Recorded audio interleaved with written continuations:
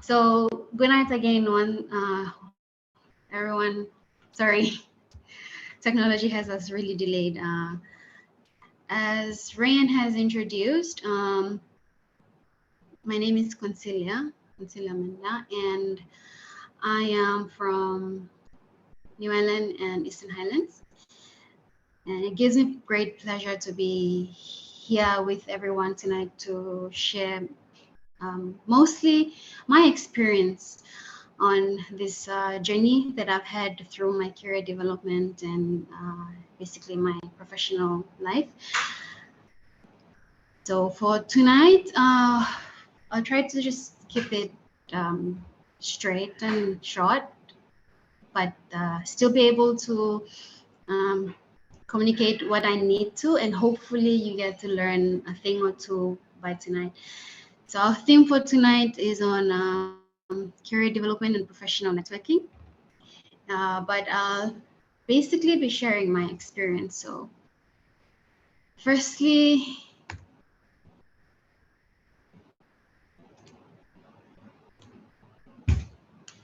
I'd like to just take you on an academic journey that I've had. I started most of my primary schooling back in New Ireland in Caving, and then I moved to Port Moresby, where I did my high school in Gordon Secondary and Port Moresby National High School. And then I moved to UPNG, where I did my bachelor's in science. I majored in chemistry. And after that, I moved to Japan in Hokkaido University, where I did my master's degree in under the Graduate School of Medicine. And I majored in immunology and infectious disease. And after that, that's where I found myself in Divine Word. And I was privileged to be a pioneer in the in the MBBS program. And that leads me to where my life is now, being a doctor and working in the hospital. So I've done all of this, let's say the double degree in MBBS program, the Bachelor's of Science, and my master's degree, all before I turned 30 years. So hopefully, if I am here to inspire anybody to take up that the steps and pursue your academic journey, or just continue to develop your career, I hope I convince one or two tonight to do that. So with all that I've achieved in my 30 years of life, yes, I get that all the time. Everybody asks me, like, how do you do that? I do not have a straight answer to give anyone tonight, but if I'm going to share how I did it, maybe you can find some answers in that. So everybody has their own driving factors about why they want to continue to pursue a particular career path, or to change path, whatever it is. We all have our own driving factors. Personally, for me, I didn't think I was going to do my master's degree as early as I did, straight after my first degree. And I'd like to share a little bit of story on how I ended up there. So in my third year of study at UPNG, I was involved in so many things. I was in the SRC, I was the student leader in the residential halls, I was the president for New Ireland Student Association, I was the treasurer for Port Moresby National High School Alumni, I was the student coordinator for the peer education program on campus. I was heavily involved in sports. I was also a member of the university Spartans, and these are the student security group on campus. I was going to high schools around Port Moresby and just giving talks on sexual and reproductive health, as well as career talks. There's just so many things I did during my third year in study and fourth year that I had a circle of friends who went out and uh, they they said I did not graduate on merit, and it was because of my involvement with the university that maybe they just let me graduate.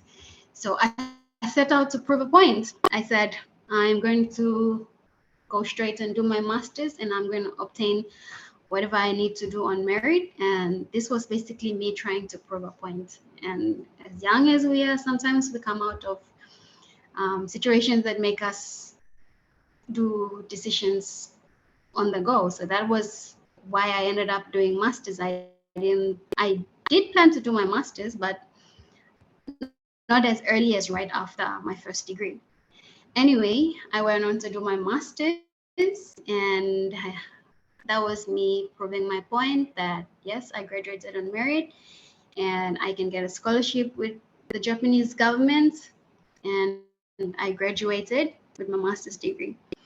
And when I was in Japan, I basically made up my mind that this is where I will be. I'm going to be a researcher. I'm going to be a scientist. I ended up in a lab that we were working on medications, testing drugs, and I thought I found my life. So that was where I was going to go. And I came back home for break, and Divine Word advertised the medicine program, and the person who managed to convince me was my mother. And she asked if I could just stay back and go ahead and do the program there instead of going overseas again. So you can say that those were my driving factors. One, I wanted to prove a point, and two was my mother. So these things led to where I ended up now. So I ended up in Divine Word University, and I was privileged to be a pioneer in the program. And for many of you, you may not share the same driving factors as me. Your driving factor could be that you have a purpose, you have your certain goals that you want to achieve. You may be motivated by some things in life that have happened, maybe in your childhood, or you've picked up along the way and you've decided that that's going to be the thing that's going to push you forward. Sometimes it's the society that dictates many of us. We see a lot of people going on to take up master's degrees or MBAs, whatever, but that could be our driving factor because the society is doing it. We want to do it too. Some people are driven to make more money. It's normal, and some people look for promotions to drive them to go a step further in their career. So it can be anything, and you just need to know what your driving factors are. So we're gonna just talk a little bit about the importance of like why you need to continue your career or continue to develop a career. So first of all, we all mostly aware of this. For merit purposes, we go from bachelor's degrees to master's to doctorate to professor, and each step up the ladder, it gives us that merit and places in a very strategic position that we take advantage over the others because we have a higher degree or we have more certifications. It also helps us to improve our skills. If we're in the pursuit to develop our career, we become more skillful at what we do. Most of the things we don't always learn in university. We pick that up along the way. Um, it's also important to develop a career because you contribute to your organization. It helps also if you are planning to change your career. So in my case, uh, I was able to change my career because from a scientist or from a chemist to a researcher and now to a doctor. And it was because of the steps that I took to pursue my career. And like there's other things that you can do also, but it doesn't always have to be to change your career. Um, you need to build your business to pioneer change, or you can be very good at what you're doing that it makes you a consultant. You end up being trainer of trainers. So some of the avenues for career development. So we always think of career development as something that we need to be in school or in a training to develop ourselves, but there are so many other places where you can engage in or participate in to develop yourself. So some of the things like out of the box that you can do just to pass time, you can play board games like chess or whatnot. These are some of the things that make you think. Um, it gets you out of your comfort zone. You can learn new language. Uh, you don't always have to go from point A to point B. The things that you can do in between, they challenge you and then they help you to give the direction of where you want to go. Participating in social clubs. Many of us are involved in our provincial groups or student associations, and sometimes we don't realize, we tend to think that so we're given a task in a group or in our provincial groups, for example, to do the fundraisings and all of that. And then we're tasked to run the budget, to plan the activity. These are the things that can actually help you to develop yourself. So career development isn't always about being in an institution and getting a certificate. It's the other things that you can do in life. And being in social clubs is one of them. For example, the Divine Word University runs a Toastmasters program. These are avenues that you can be at or in to help yourself. Internet, there's a lot of things on the internet that I do not want to mention, things like YouTube and Udemy, Coursera, that you can go and you can just acquire new skills. Like it doesn't have to come in a certificate. You can also find mentors. So mentors do not always be a manager or a CEO in a company. Mentors can be anybody from a pastoral representative to a leader in the community, or maybe just, for example, the president of a social club. This can be mentors. You can also participate in NGOs and volunteer. These are some of the avenues that you can be engaged in, that you learn things that you don't learn in institutions or schools. I volunteered a lot during my time as a student, and these are the places that teach you to be humble, to be um, just things that you learn that you cannot learn from a university. You learn from places like volunteering or in an NGO, and then there are so many internships that you can participate in. Many times we tend to look for the ones that advertise or the ones that are paid, but internships can also mean that you go to the organization of your interest and you say that you want to spend a few weeks just to tag along somebody and it doesn't have to be a paid internship. You have to open the doors for yourself sometimes if the door is not open unto you. And there are endless scholarship opportunities around. So I found myself in the Japanese MAX, Ministry of Education, Research, Science and Technology scholarship, but there are numerous other scholarships on board that you can just basically go on the internet and Google, and yeah, you can find anything on the internet nowadays. So before we talk about professional networking, I'd just like to share a story about a friend of mine.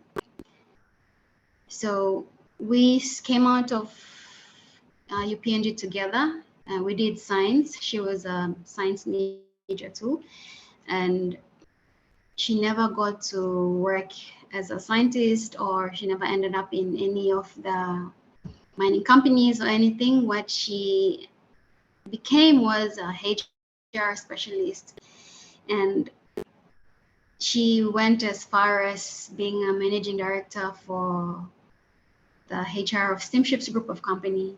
Her name is Saini Fisioi. I'm sure many of you will come across this name at some point in time if you want to join the Steamships graduate program. So it was the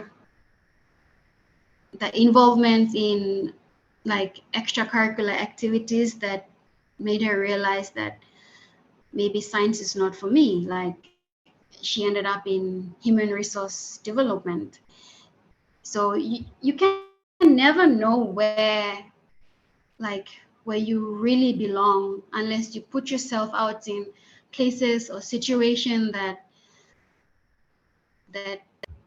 pulls out the best in you. So she ended up volunteering for courses and just basically dealing with people that she realized that, look, maybe I'm better off doing human resource management than practicing as a scientist. So that goes back to what I was sharing. Like, you have to put yourself out there to be able to know like what you really want, and then that could be the step in which you can take towards your career development. And that's where you can start to put more energy and start to get more involved in.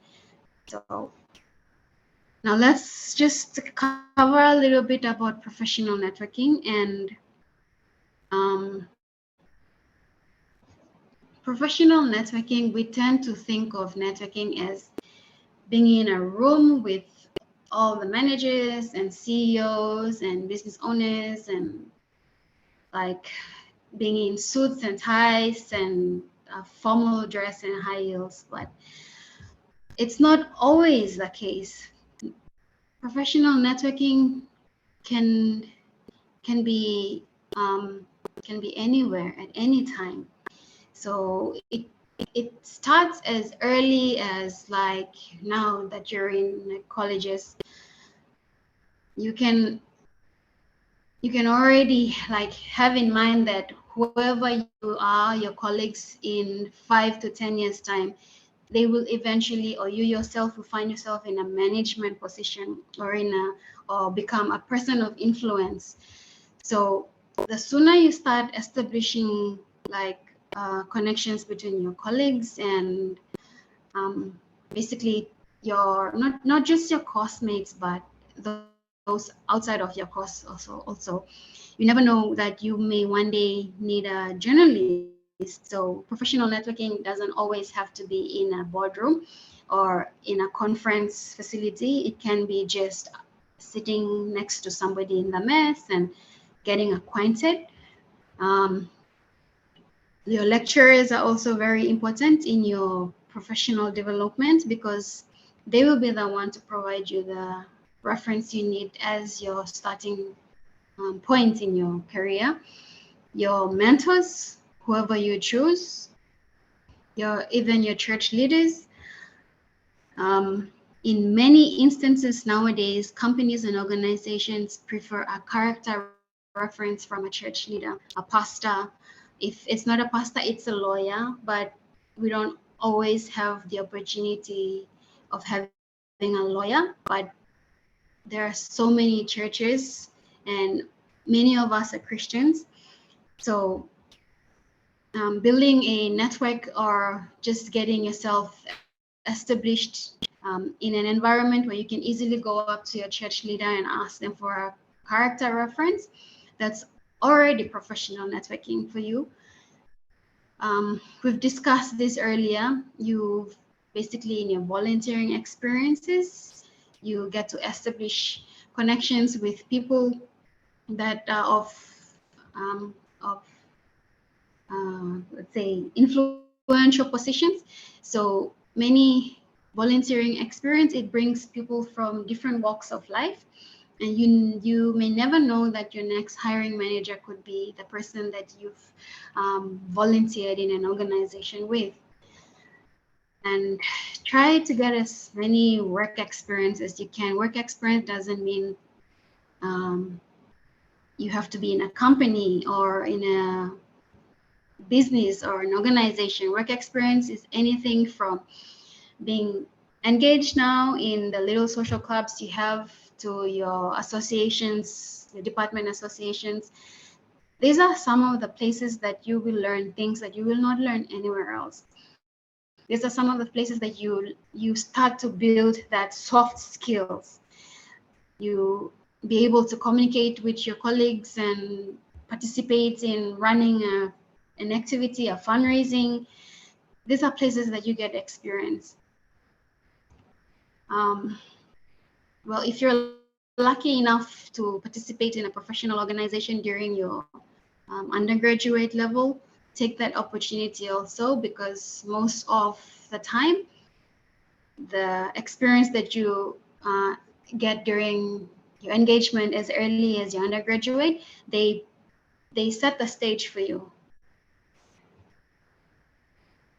And we not always think of siblings and families as our professional networks, but they really do can play an important role. So if you have family members who are lawyers or accountants, who are basically any managers in a company, you would like to set yourself up in a position that, like, we think of it as nepotism, as one talk system and all of this, but in the flip side of things, your siblings or your family members can connect you to the right people. So if you want to put yourself in a position that they are able to say that I recommend my brother or my sister confidently or with ease. It's not always easy to say that I recommend my brother or my sister, because you know your sibling really well and you know that they can be a trouble. But if you set yourself up in a position that your brother or your sister or your parents can say that I recommend my child, then that can also be an avenue where that enables you to connect to people of higher places. And we've discussed this already about social clubs. Social clubs can be from Toastmasters program to debate society, can be anything. And social media, many times we go to social media for entertainment purposes, but we don't realize how important or how huge it can be if we set ourselves up right. So we can learn so much from people who run businesses on social media, who are influential on social media. If you set yourself up right and you engage yourself well in social media, then you can get that connection or you can get that recommendation from people who are influential on the platform, wherever it may be. So now I'm just gonna give you a reflection on how I ended up making decisions, or where I am at this point in my career. Many of you may have your own way of studying or getting to better yourself. But for me personally, I found discipline to be right on top of the list. So in order for you to progress positively in life, you have to be very disciplined with yourself. And discipline means like know when to say no to social media, know when to go to sleep, know when to eat, know when to say no to friends, and just basically have a schedule for yourself and tell yourself that you need to do this now. And doing this now means now and not tomorrow. Many of us are PhD holders in procrastinating. I also found that respecting myself and respecting others played a very important role in how I progressed. If you respect yourself, most importantly, you will be able to say no to certain things like going to Masingan during the weekend when you know that there's an essay that's due on Monday. You also have to be able to honor yourself, importantly, and have the confidence. Confidence is something many of us lack, but it's something that we can work on. So in class, I found it very helpful being confident because it gave me the opportunity to speak up and ask questions when I need to ask questions, to knock on the door of anybody that I needed a help. Like I was doing my research at Divine Word, and I was stuck on statistics that I needed to run my research on. So I went knocking on doors. I went to the Center of Learning. I went to Dr. Iwana's office, and I knocked on the door. And I couldn't have done this if I didn't have the confidence. So it's something that you need to build. If you want to go and ask for help or ask questions, you need to be confident about yourself to do that. And persevere. You have to persevere in every aspect of life. Perseverance is something that will take you a long way. I also found that to rest is very important if you want to progress positively. There is an established fact that when you sleep after a very heavy class, it enables you to move the memory from the short-term chamber to the long-term chamber in your brains. So find time. Many of us like to come out of class and then we are at Gov store or we are at Tree Line looking for Y or Boo. But if you can't find time from a very hectic class, come and just after a very long day, take a nap. So if you rest, you're able to give your brain the time to sort itself out, to move the memory that you've had that's all there, empty the cup, put it in the storage area so that by the time you settle into study in the night, your memory is fresh. And if you have a test the next day, you are able to recall it much better than if you hadn't had enough rest during the day. Also, I found that taking care of my own health was one of the things that really helped. You don't want to be sick or just sick doesn't always mean like disease. It can mean like you're mentally stressed, and these are some of the situations that you can put yourself in that will not enable you to learn or be in a conducive environment. Like you have to take care of your health. You have to find yourself in a very good friend influence. So it's called the circle of influence. And there's a research done in US back in 2017, I think. And they got a few friends and then they put them into different circles. And then they pull them out of these circles and they put them into other circles. So they found that the participants that they put in very good circle, these are a positive circle of influence, they found that this particular group were able to score very well in their tests and exams. They were able to do very well in like short-term decision making and all of this. Whereas when they put a certain group in a circle influence that is not very positive, then this particular group did not score very well in the same exam or in the same tests. And we're not doing very well in that study. So you want to find yourself in an influence that's going to be positive to push you to do better. And on top of it all, I found that grit is something that I think it's probably should be on top of the list also. But grit is the ability to just push yourself, to keep going. It's sort of like confidence, but um, maybe more. So there is a researcher called Angelo somebody. So she found that in a research study, she found that not only so there are people who are very intelligent, there are those with very high IQ, and there are those who are just average and below average. And it's not always the ones who are very high IQ and who are very intelligent that end up being very successful in life. In her study, she found that those who went on to be successful, to live a very good life, who've progressed in the career, these are not the ones with the high IQ or the intelligent ones back in school. These are the ones who said, I'm going to wake up, I'm going to do what I need to do, I'm going to get my assignments done, I'm going to put my life into order, and I'm going to keep doing that. And they continue to do that until they became very successful at it.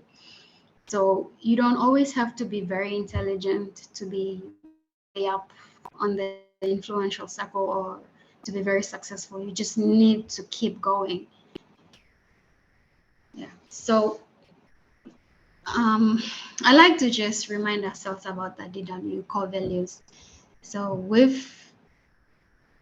we can just go back and revisit this, but you can see that on top of the list, lifelong learning is one of the core values for Divine Word University. And I think there's a reason specifically to encourage us all to keep going. After Divine Word, it doesn't need to end.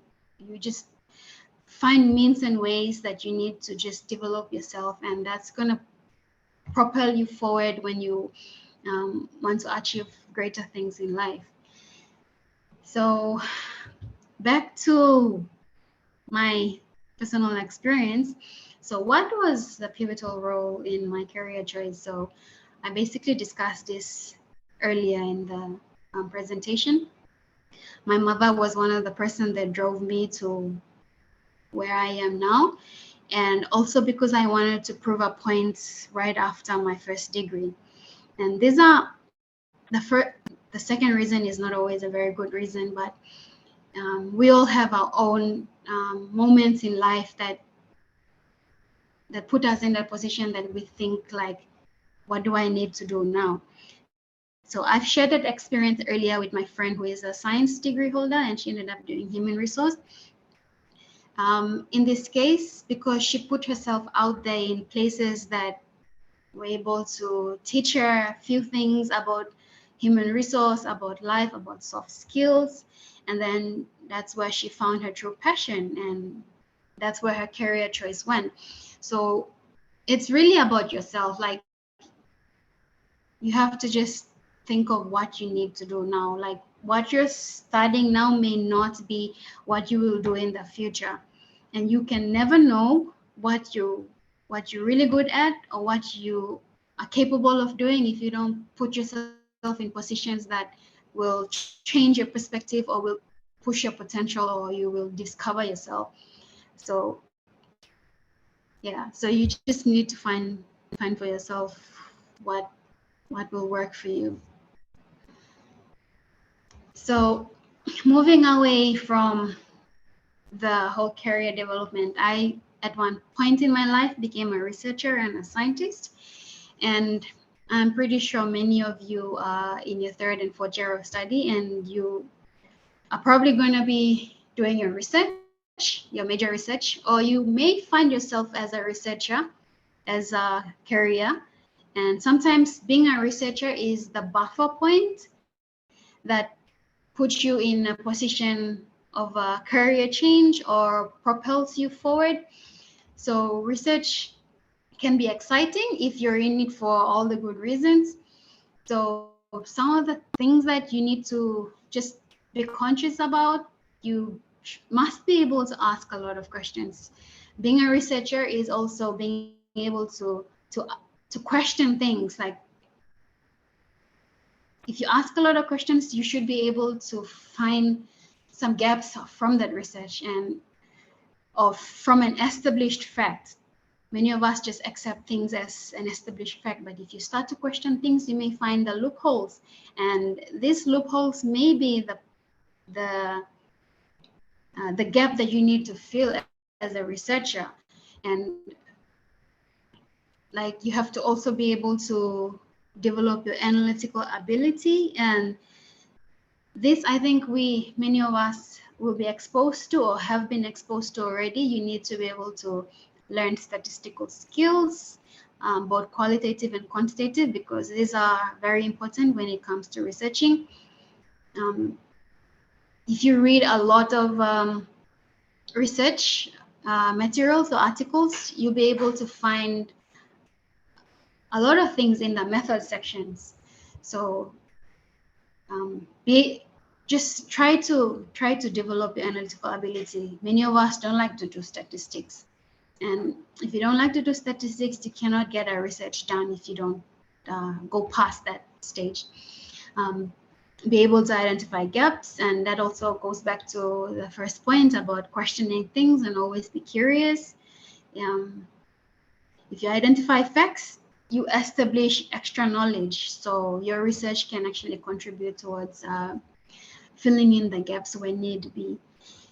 It's not always often that you collaborate, but it's quite important to collaborate in research. You never know, sometimes who you're collaborating with could potentially be the stage you need to be a successful researcher.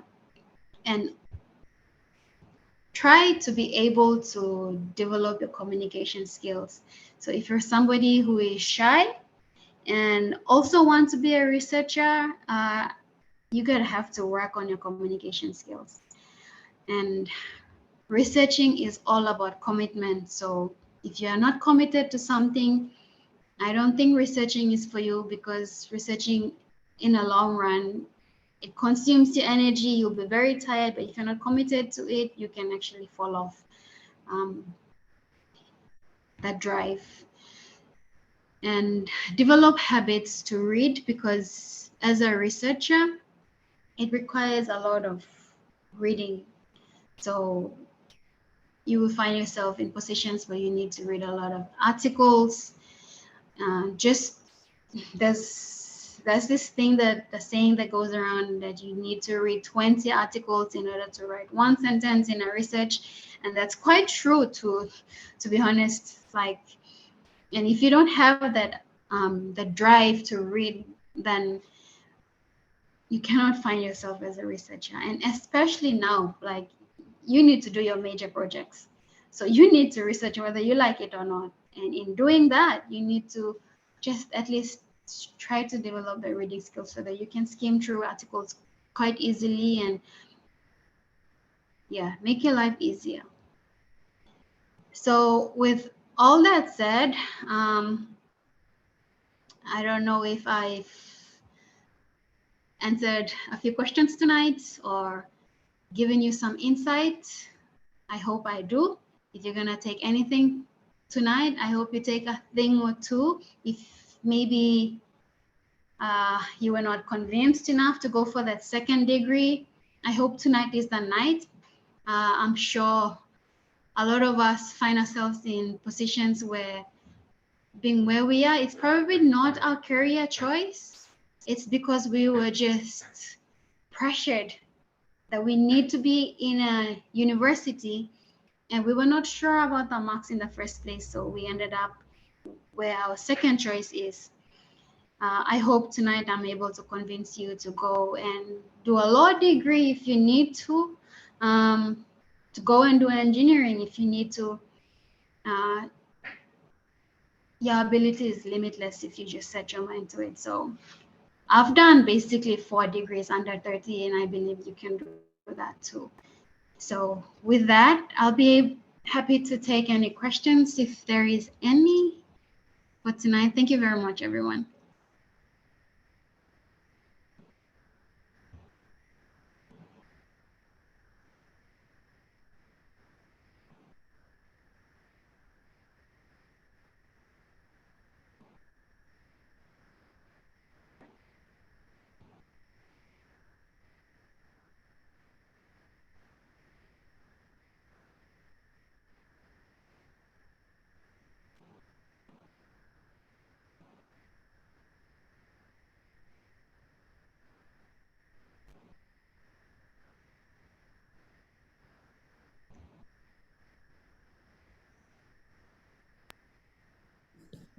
Thank you, Doctor, for the wonderful presentation. I have a question. Yes, please. What gave you the drive to pursue multiple degrees?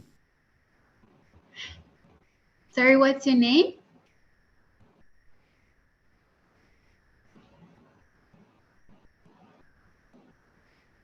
Can I get your name so I can address you by your name, please? My name is Arinda, BS4 Accounting. Arinda. Thank you, Arinda, for a very good question. I think I've covered a little bit about the drive that got me into getting a master's degree right out of UPNG. It was the pressure to prove a point, but I don't regret the decision at the end of it. It's something that I wanted to do. I knew that I was going to go and do my master's degree, but not soon after I just completed my bachelor's of science. But for my own case, it was the fact that I wanted to prove a point. I had a circle of friends that said that I did not graduate on merit because I was heavily involved with campus activities and leadership roles and volunteering experience, that I was well acquainted with the directors of the university, as well as, you can say, the vice chancellor also.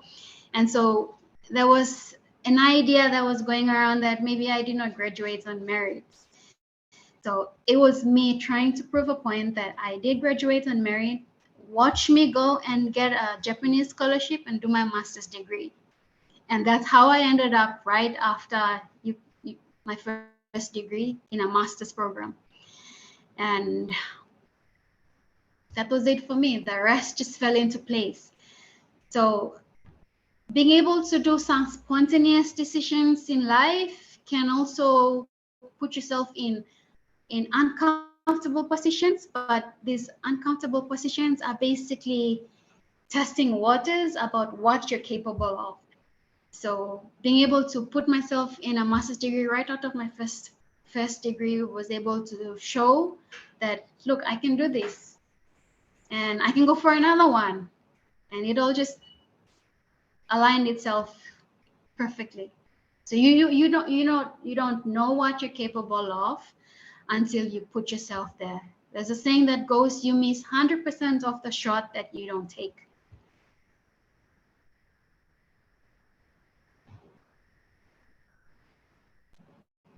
Any other questions? I hope I answered your question. And questions?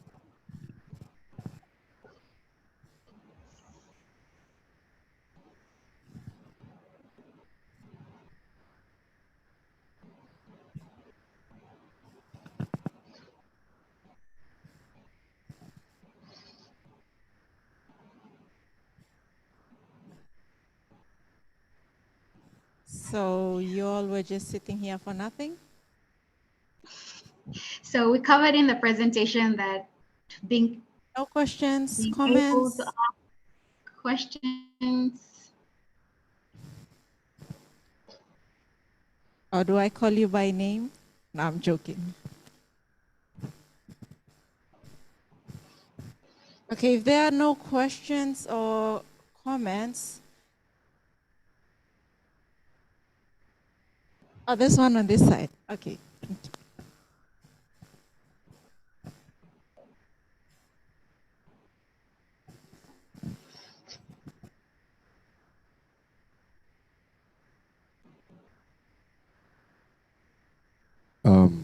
Good night, everyone.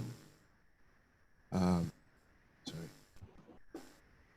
So my question for tonight is, I'm just curious. Sorry, my name is Clive Pala. I'm an MBBS 3 student. My question for tonight is, I was just curious. You mentioned that you were involved in, social activities, and at the same time, I was wondering, how did you balance your social life and your studies? As a MBBS student, we always, seem to be stacked up with lots of work. But for yourself, how did you manage to balance your life and your studies? Thank you.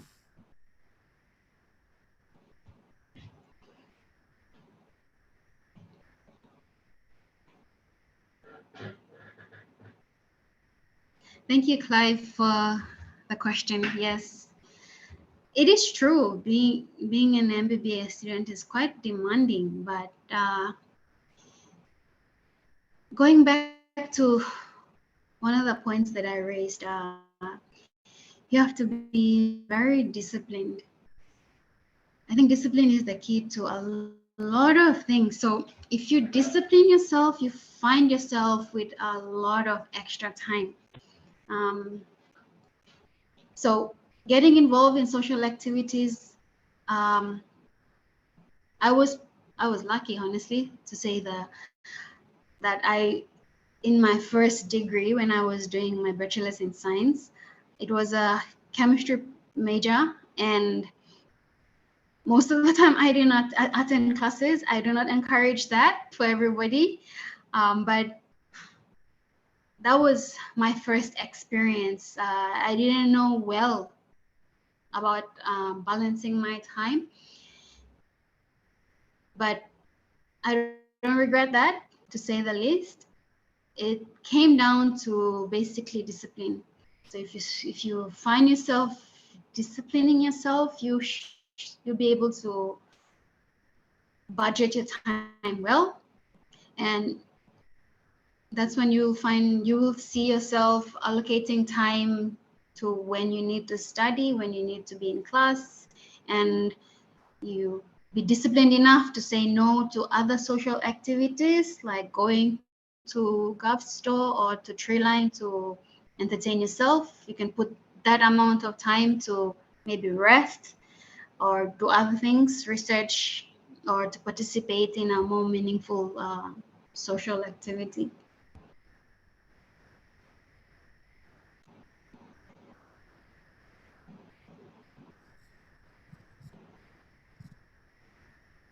Last question. Ladies, any questions? You have one.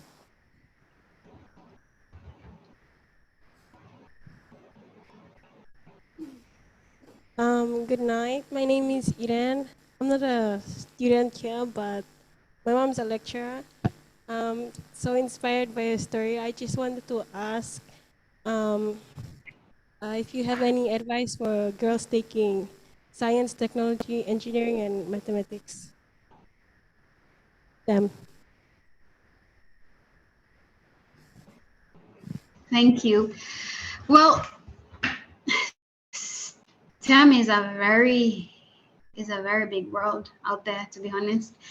Um, First of all, if you are already in a STEM class, then you're already there.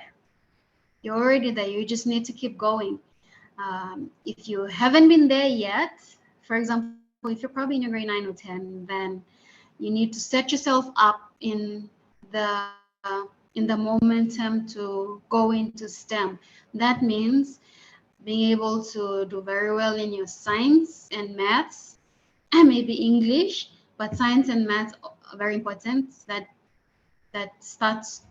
really establishes yourself to go into the STEM career.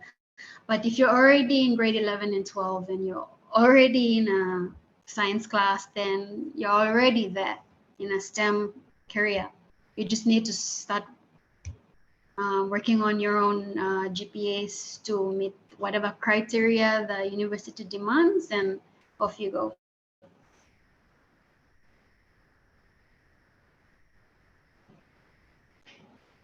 Okay, so I believe that's all, unless anyone has any last questions or clarification, comments? No? Okay. Oh, one last one. Sorry, doctor. I don't mind. I'll be happy to take more questions.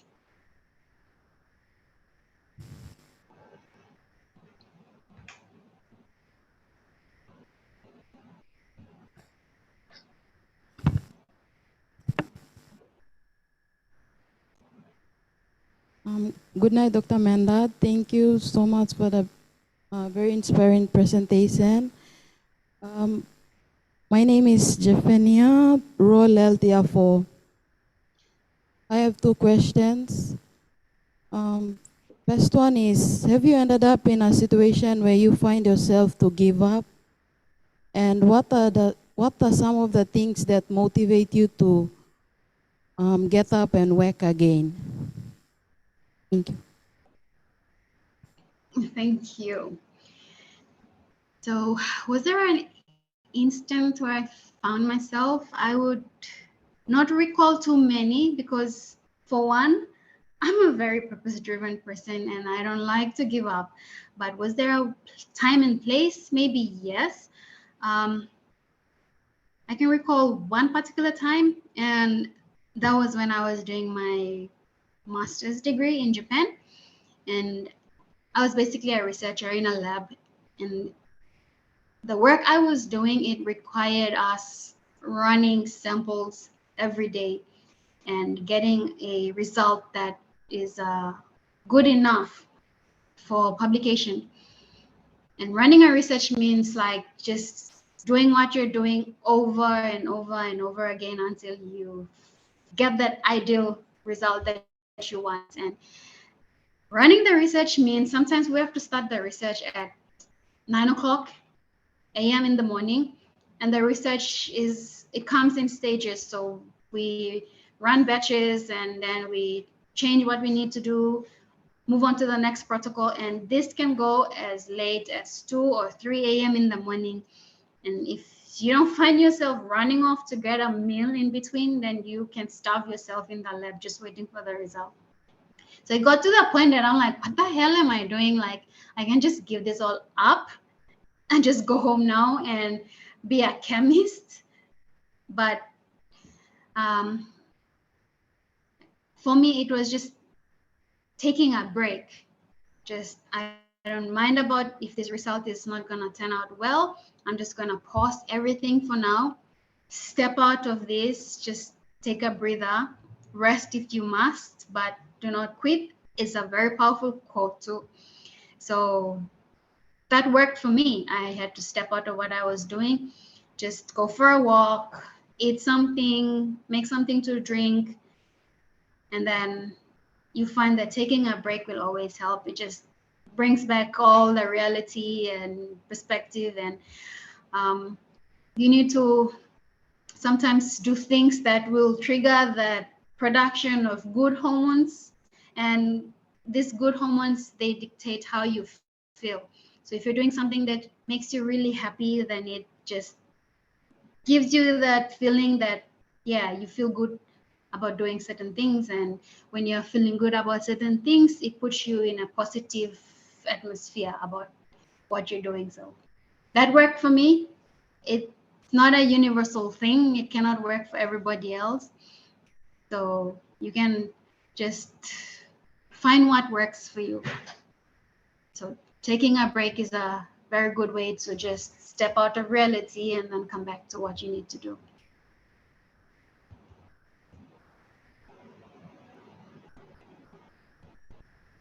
Thank you, Dr. Menda. Can you see us? Yes. Yes, Okay. I can. On behalf of the students, just wave so doctor can see you.